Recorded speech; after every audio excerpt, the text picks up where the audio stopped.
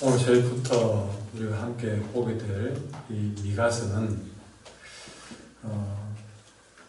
구약의 이사야 선지자가 활동하던 시대와 동시대에 활동했던 선지자였습니다.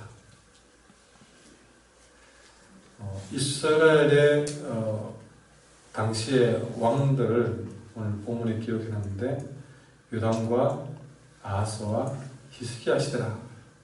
히스기야 시대에 특별히 우리가 볼 수 있는 선지자가 이사야거든요. 그러니까 우리가 그 시대적인 배경을 잘 알 필요가 있습니다. 특별히 이 미가는 남유다 왕국의 모레셋이라는 동네에 살았던 사람이었습니다. 그에게 여호와의 말씀이 임함으로써 이 미가서가 기록된 것이죠. 다시 한번 좀 더 깊게 배경을 말씀드린다면 이스라엘이 솔로몬 이후로 남과 북으로 지금 우리나라와 똑같은 체제로 나뉘어졌습니다. 또 비슷한 거는 북쪽이 하나님을 저버린 그런 10지파가 주축이 되어서 북왕국 이스라엘이 되었고, 그래도 하나님을 섬겨보겠다고 모아진 두 지파가 바로 남유다가 되었습니다. 남쪽 이름은 유다고 북쪽은 이스라엘이었습니다. 지금 우리가 북쪽의 수도가 평양인 것처럼 북이스라엘의 수도는 사마리아였습니다. 남유다의 수도는 예루살렘이었죠. 그러니까 이 모레셋은 남쪽 유다에 있는 한 작은 동네인데 거기에 미가가 살았고 거기서 미가가 여호와의 말씀을 받았다. 이렇게 배경을 갖고 말씀을 들으시면 좋겠습니다. 오늘 본문에서 우리가 제일 먼저 볼 수 있는 것은 소속은 이 미가가 남유다에 있는 선지자지만 여러분, 오늘 본문에서 이 선지자가 제일 먼저 활동하면서 유다 사람이니까 유다에서만 그렇게 말씀을 전하는 사역을 했느냐? 아니, 오늘 본문을 보면 2절에 보시면 백성들아 너희는 다 들을지어다 그리고 땅과 거기에 있는 모든 것들아 이렇게 되어 있는데, 이 땅과 거기에 있는 것들을 현대인의 성경에 보니까 지상에 사는 모든 사람들이라 이렇게 표현했습니다. 그러니까 이 소속은 유다에 있어서 그냥 유다 정도만 사역한 것이 아니라 오늘 하나님은 지상에 있는 사는 모든 사람들을 자세히 들으라고 얘기를 하고 있습니다. 이것은 하나님이 이스라엘 백성들뿐만 아니라 땅에 사는 사람이라는 모든 피조물들을 다 불러내고 있는 것이죠. 자세히 다 들으라. 모든 지상에 사는 모든 존재들아 다 들으라. 오늘 하나님께서 유다의 사람들만 불러들인 것이 아니라 이렇게 지상에 사는 모든 피조물들을 다 호출해낸 이유는 무엇이냐? 우리 하나님은 성전 안에만 계시지 않고 성전에서 나와서 세상 모두를 상대로 활동하시는 분임을 보여주고 있기 때문이었습니다. 3절에 보시면 여호와께서 그의 처소에서 나오시고 강림하사 땅의 높은 곳을 밟으시다. 이것은 우리에게 굉장히 중요한 이야기입니다. 미가서에만 하더라도 이렇게 우리 하나님은 자기 처소에서, 성전에서 나와서, 다시 말해서 성전 안에만 계신 분이 아니라 그 성전에 나와서 전 지상에 있는 모든 것들을 다 다스린다고 이야기를 했음에도 불구하고, 적어도 이 미가서는 주님 오시기 전 700년 전에 지어졌습니다. 그러면 지금 2000년도를 지났으니까요. 그게 700년을 더하면 한 2700년 내지 3000년 전에 이런 말씀을 썼다는 말씀이죠. 우리 하나님이 성전의 주인이시니까 우리는 성전에 가면 하나님이 계시는 것이다. 그런 생각을 해줄지 모르지만, 그러나 이스라엘 백성들에게 하나님은 아니다. 여호와는 자기 처소인 성전에 나와서 온 땅을 밟으면서 세상을 다스리는 분이다. 라고 했음에도 불구하고, 여러분 3000년이 지난 이 시점에 있는 우리 교인들은 어떻습니까? 여전히 하나님은 성전이라 말하는 교회 안에만 계시는 것으로 착각하고 있지 않은지.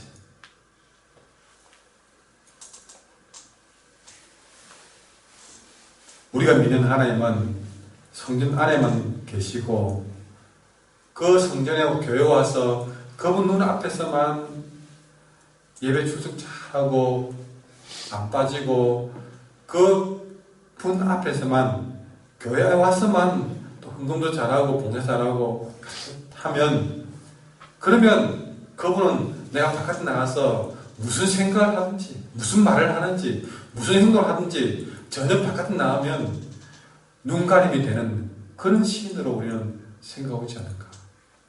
여러분, 우리는 우리 자녀를 키우면서 내가 낳고 키웠으니까 내 자녀에 대해서 내가 제일 잘한다 생각합니다.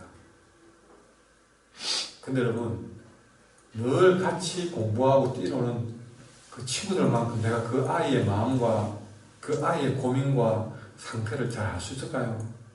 아니요. 점점 아이들이 자라면 자랄수록요, 내가 알고 있는 아이가 아니라는 것을 느끼게 되겠습니다. 친구들이 더 잘 안다는 것이죠.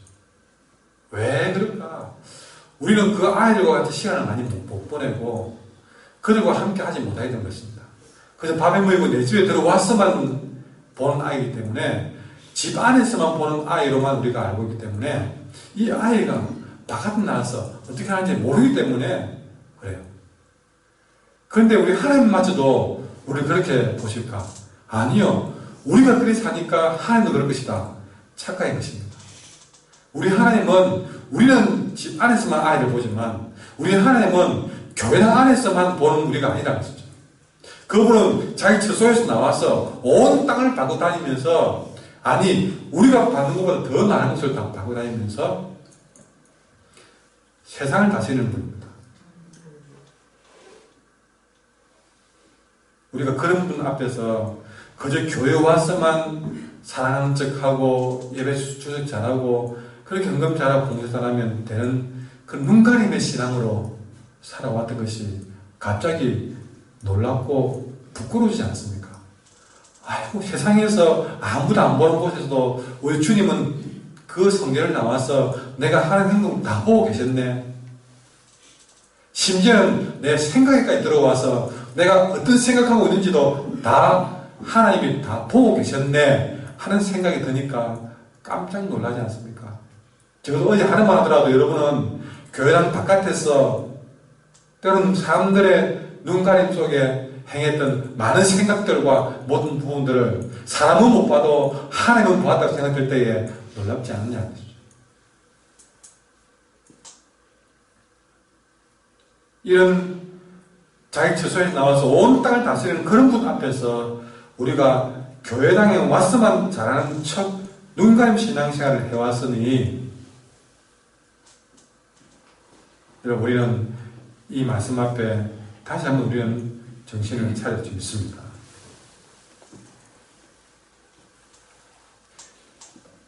우리 하나님이 자기 처소에 나와서 온 땅을 밟으면서 드디어 그분이 산 꼭대기에, 지상의 땅의 가장 높은 곳에 밟고 서서, 여러분 가장 높은 곳에 올라서 보면요, 모든 곳들이 다 하늘에 들어옵니다. 비행기를 타보십시오. 정말 우리가 빌딩 밑에서는 이 빌딩이 몇 층인가를 세지 못할 만큼 몇 번을 세워도 세지 못해서 아이고 모르겠다, 몇십 층이 너무 높아지면 그렇습니다. 그러나 비행기를 타고 올라가면요, 그렇게 높은 빌딩도 저거를밖에 보지 않습니다. 다 모두 산 너머에 뭐가 있는 것이 우리가 몰랐는데 비행기를 타고 올라가보면 한눈에 들어옵니다. 그렇게 가장 높은 곳에 올라서서 우리 하나님이 여러분 땅의 높은 곳을 밟고 서서 4절에 그 아래에서 사람들이 있는 것이죠. 여러분 그 높은 곳에서 심판하니 그 아래에 있는 모든 사람들이 마치 불 앞에 초처럼 녹아버리는 것이죠. 비탈로 쏟아지는 물 같은 심판을 임하시는 거예요. 그분의 심판을 피해갈 자가 없습니다. 그분의 눈에 한눈에 다 들어옵니다. 한눈에 다 들어와서 모든 이들을 친히 그렇게 다스리고 심판하신다는 것이죠. 여러분 그렇게 하나님이 심판하시는데 오늘 본문에 보시면 그렇게 하나님이 심판하면서 누구부터 심판하느냐? 제일 먼저 그의 백성부터 심판하시다. 5절에 제일 먼저 모든 백성을 다 주목하시되 어떻게 합니까? 야곱의 허물로 말미암아 이스라엘 족속의 죄로 말미암아. 이 야곱과 이스라엘은 자칭 그들은 우리는 하나님의 백성이다. 그런 사람입니다. 그러니까 누구의 허물과 죄를 보았느냐? 하나님은 자칭 하나님의 백성이라고 말하는 이스라엘과 야곱의 죄와 허물부터 보셨다. 그렇습니다.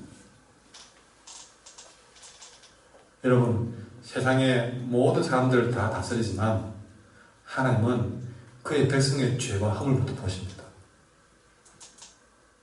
여러분은 자칭 하나님의 백성이라고 말하지 않습니까? 여러분 세상에 나가면 그 부모 눈에는 제일 먼저 자기 자식부터 눈에 보게 되어 있습니다. 잘하는 것도 눈에 보이지만 제일 잘못하는 것도 엄마 눈에는 보입니다.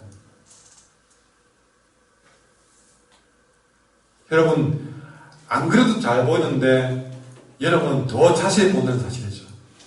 그렇다면 세상에서 우리는 더 믿는 사람으로서 하나님의 백성으로서 우리는 하나님 앞에 사람 앞에 더 잘 살아야 된다는 사실을 우리는 여기서 깨달아야 된다는 사실입니다. 그저 사랑 그러니까 그것만을 눈 감아주고 봐주는 하나님이 아니라 사실은 그분 눈에 더 잘 보인다는 사실을 알아야 한다는 사실이죠. 세상 열방을 심판하기 전에 먼저 자기 백성부터 먼저 살피고 심판하시는 분이라는 것입니다. 우리는 그런 하나님 앞에서 정말 우리는 더 잘 살아야 되구나. 저 믿지 않는 사람들보다 더 우리는 더 잘 살아야 되겠구나 하는 생각을 가져야 될 것이죠.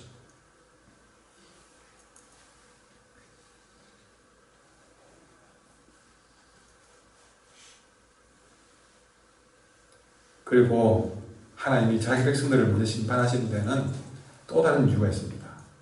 그렇게 하나님이 자기 백성부터 먼저 잘 다스리고 그렇게 심판하는 모습을 보여주시고 해서 결국 온 세상 사람들이 아이구나 저분은 자기 백성들조차도 저렇게 엄하게 다스리는 분이라는 사실을 알 때에 그러면 그의 백성이 아닌 우리들은 더 얼마나 여러분 그렇게 그 백성을 다스림으로써 온 열방으로 회개하게 만드신 하나님이십니다.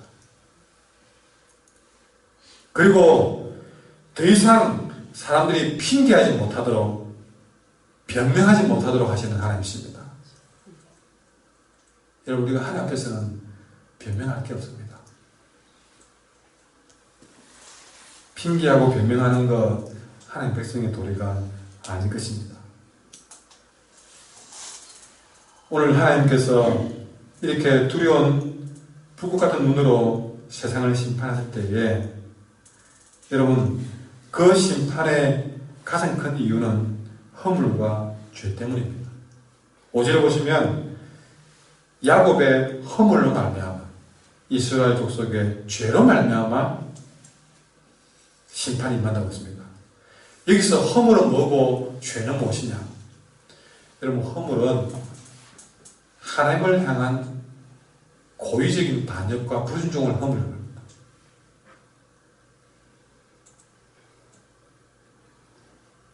죄는 뭐냐? 목표나 여러분 죄는 화살에 비유하시면요. 여러분 궁사가 활을 목표를 두고 활을 조절합니다.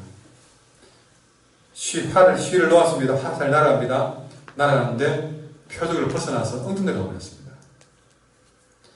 그것이 바로 죄입니다. 죄. 하나님의 형상대로 우리를 이렇게 살아가고 만들어서 표적을 향해서 화살을 쏘았는데 그 백성이 하나님의 원하는 대로 가지 않고 엉뚱대로 표적을 빗나가서 엉뚱대로 빗나가 날아가는 것, 그것이 바로 죄라는 것이죠. 하나님이 기만무계를 이 땅에 이렇게 살라고 만들어 태어나게 하시는데 화살이 빗나가도 그리 살지 않고 하나님의 뜻과는 정다르게 빗나가게 사는 것, 그게 다 죄라는 것이죠. 그 사람이 가늠하는 거 그리 살라고 지은 게 아닙니다. 그게 죄입니다. 미워하라고 지은 것이 아닌데 그 마음의 미움을 뜻이 못하고 있는 거, 그게 빗나게 사는 거예요. 잘못 사는 거예요. 잘못 사는 거. 한마디로 잘못 산다, 잘 못 산다. 잘 산다는 말은요, 표적에 딱딱 맞는 거예요. 딱 쏘는 대로, 딱 겨눈 대로 가는 거예요. 잘 맞추었다, 잘 산다. 참 그렇게 해라고 은혜 주니까 그리 사네, 그리 해라고 말씀 주니까 그리 사네. 그게 바로 잘 사는 겁니다. 근데 말씀을 주어도, 은혜를 주어도 엉뚱대로 가는 거예요. 엉뚱한 생각하는 거예요. 엉뚱한 마음 먹는 거예요. 그런 표적을 빗나가듯이 잘 못 맞추고 잘 못 사는 겁니다. 그게 뭡니까? 죄다는 것이죠. 근데 허물은 뭡니까? 하나님이 이런 걸 원하는 줄 알면서도 고의적으로 반역하고 불순종하는 것, 그게 허물인 것이죠.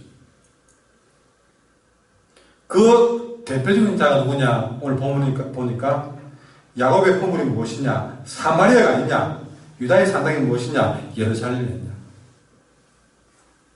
그 대표적인 죄와 허물의 상징이 사마리아고 예루살렘입니다. 자, 사마리아 북쪽의 수도입니다. 이 사마리아는 어떻게 잘못 살았느냐? 하나님이 모든 걸 주었을 때 돈을 주면 돈, 무엇이든 하나님이 준 것을 가지고 어디 쓰느냐? 여러분, 빗나간 표적처럼 잘못 사용했습니다.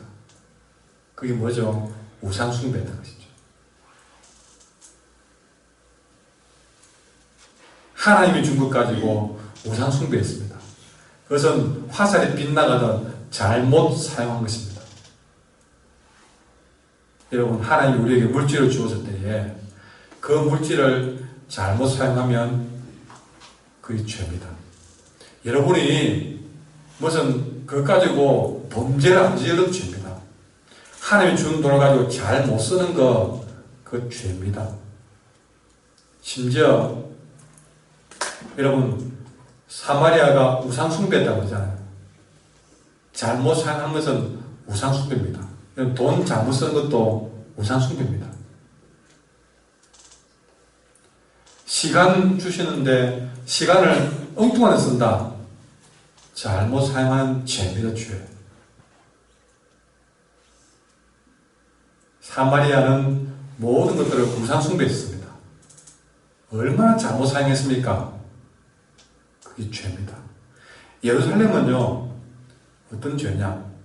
여러분, 우상은 숭배하지 않았지만 그들은 예배를 드렸습니다. 근데 뭐가 잘못인가? 여러분, 예배를 드리는 예배자였다면 그 예배로 만난 예배 드리는 하나님께 순종해야죠. 근데 예배는 드려놓고도 삶에서 그 예배 드리는 하나님의 뜻대로 살지 못하는 불순종, 그건 허물이 되어서 여러분, 알고도 그렇게 살지 않음으로써 그것도 죄가 됐다는 사실이죠. 그런 예배를 드렸지만 그럴 때 잘못된 예배를 드린 겁니다.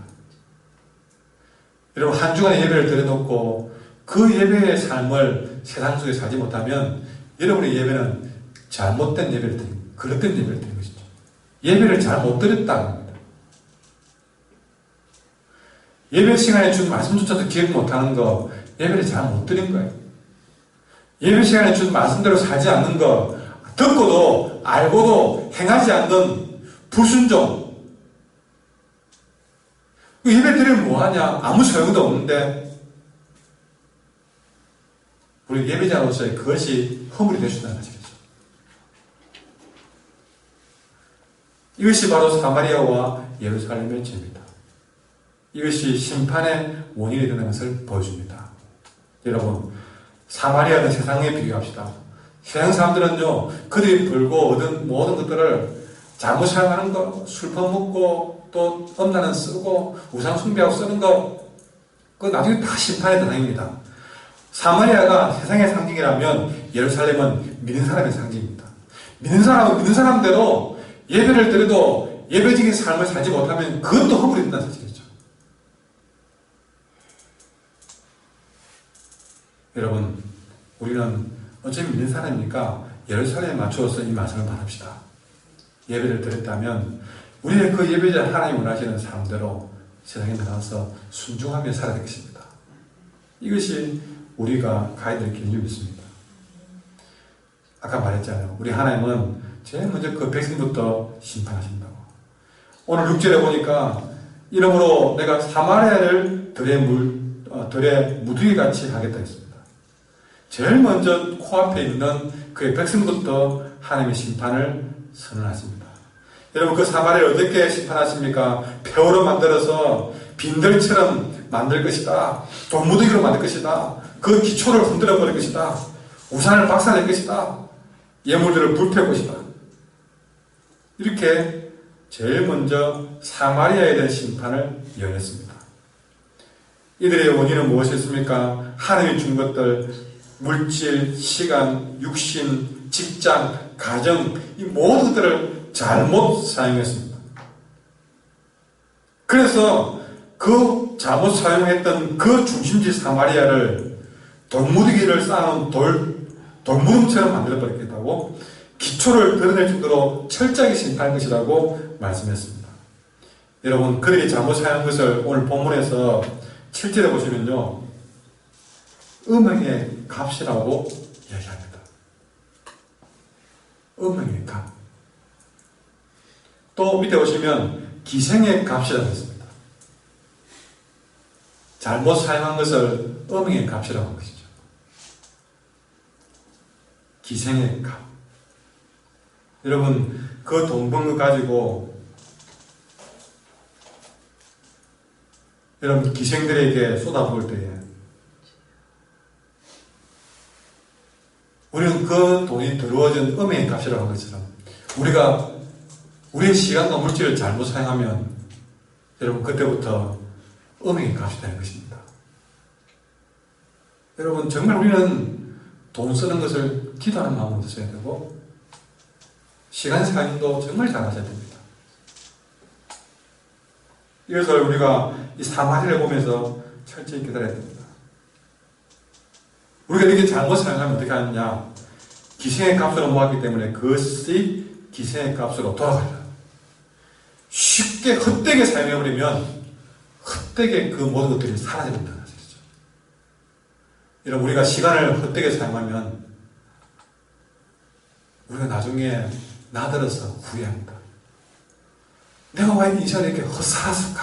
그런 인생에 정말 뼈저리는 후회를 하게 됩니다. 얼마나 그 시간이 아까운 것을 뒤에 가서 깨닫게 만든다는 것이죠. 내가 정말 다시 내게 시간 주면 그렇게 안 살 것인데 그렇게 만든다는 것은 우리는 이 시간에 정신을 차려야 됩니다. 우리가 물질을 잘못 사용하면 그것이 기생의 값이 된다면 그렇게 우리가 나중에 기생의 값으로 돌아가는 정말 허망하게 물질이 뻥 날아가버리는, 소멸시켜버리는 그런 일들. 마치 불 앞에 녹아지는 촌농처럼 내 손에 쥐어진 모든 물질이 녹아져 없어버리는 일들이 벌어질 것입니다. 지금이라도 우리는 정신을 차려서 내가 쓰는 돈이 기생의 값이 되지 않도록, 내가 쓰는 시간이 기생의 값이 되지 않도록, 그래서 그것이 나중에 내 손에 기생의 값으로 돌아가는 일이 없도록 우리는 다시 한번 잘못 사용하는 일이 없도록 하셔야 되겠습니다. 기도하겠습니다.